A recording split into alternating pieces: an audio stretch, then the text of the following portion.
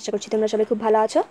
তোমাদের অনেকেরই গ্রাফের প্রবলেম, গ্রাফ থেকে কোশ্চেন আসলে কীভাবে অ্যান্সার করতে হয় বুঝতে পারো না।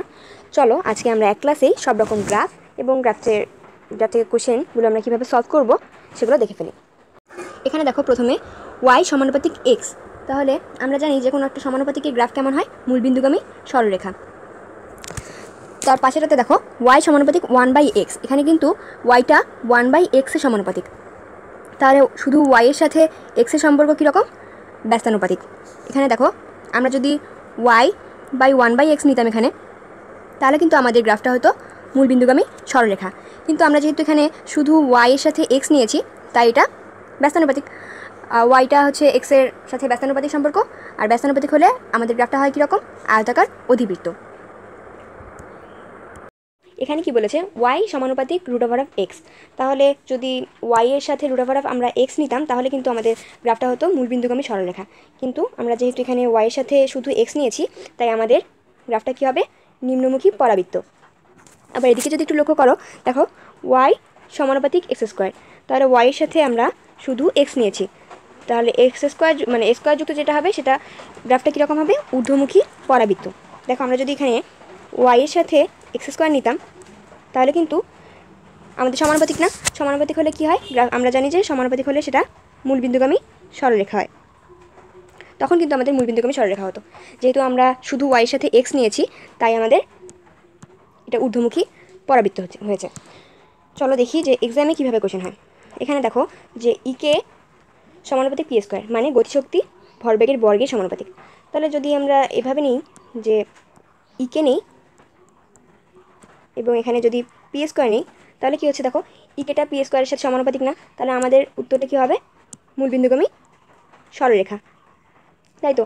এখন যদি আমরা এভাবে নেই, দেখো এটা স্কোয়ার আছে না, স্কোয়ার হলে আমরা কি দেখেছি, যে স্কোয়ার হলে সেটা দেখো ঊর্ধ্বমুখী পরাবৃত্ত হয়, তাহলে আমাদের উত্তর কী হতো, ঊর্ধ্বমুখী পরাবৃত্ত। ঠিক আছে, যদি ইকের সাথে p² দিত, তাহলে কিন্তু আমরা বলতে পারতাম মূলবিন্দুগামী সরলরেখা। দেখো আমাদের পরবর্তীতে একটা কোশ্চেন দেওয়া আছে যে ইকে সমানুপাতিক √(l), আমরা জানি যে কি পর্যায়কাল দৈর্ঘ্যের বর্গমূলের সমানুপাতিক, তাই তো।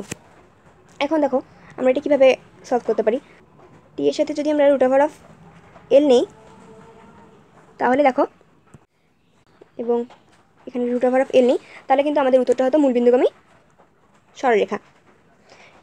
আবার যদি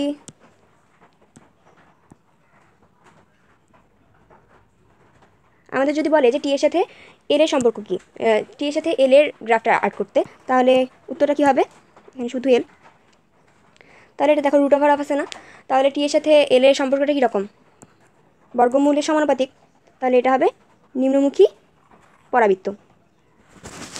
এবার এটা এভাবেও থাকতে পারতো যে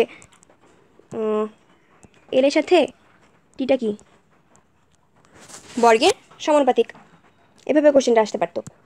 এখন দেখো আমরা যদি দেখি একটা ব্যস্তানুপাতিক গ্রাফ দেখি, আমরা জানি যে পি সমানুপাতিক 1/v, চাপের সাথে আয়তনটা কি ব্যস্তানুপাতিক। তাহলে এখানে যদি আমরা পি নেই আর এখানে যদি 1/v নেই, তাহলে কি দেখো তো এই পুরোটার সাথে পিটা কি সমানুপাতিক না, তাহলে আমাদের উত্তরটা হয়তো মূলবিন্দুগামী সরলরেখা। আবার যদি আমরা পি এর সাথে শুধু ভি নেই, তাহলে কী হবে উত্তর, দেখো তো তখন পি এর সাথে শুধু ভিটা কি ব্যস্তানুপাতিক না, ব্যস্তানুপাতিক হলে কি হয়, আমরা দেখেছি ব্যস্তানুপাতিক হলে সেটা কি আয়তাকার অধিবৃত্ত, আয়তাকার অধিবৃত্ত। দেখো আমরা এভাবে কিন্তু সব রকম কোশ্চেনই সলভ করতে পারবো। তাহলে দেখো আমরা যদি গ্রাফের বেসিকটা জানি, তাহলে আমরা সব রকম কোশ্চেনই কিন্তু সলভ করতে পারবো। এরই মাধ্যমে আমরা সবগুলো গ্রাফই দেখে ফেললাম।